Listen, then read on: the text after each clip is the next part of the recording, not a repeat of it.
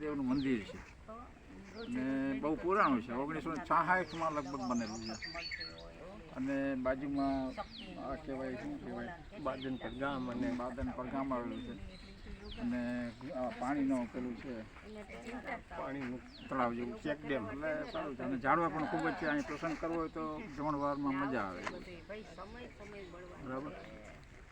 હવે એક પ્રશ્ન એવો છે કે અઘરામાઘરો છે અને બધાને લાગુ પડે.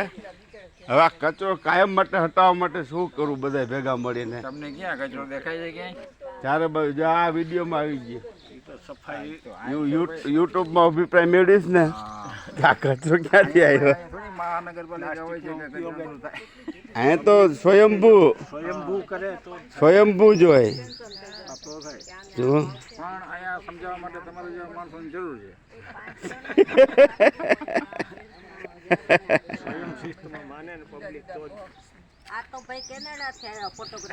હા, હવે હું એક અમારા ગેસ્ટ આવ્યા છે ઓસ્ટ્રેલિયાથી ઠેક, અને તે પાવનભૂમિ જોડિયા પાસે કનકેશ્વર મહાદેવનું મંદિર છે, ત્યાં તેઓએ મુલાકાત લીધી છે.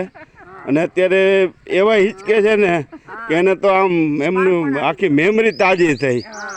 હવે આ વિશે તમે શું કહેવા માગો છો? આ મંદિર કેવું લાગ્યું?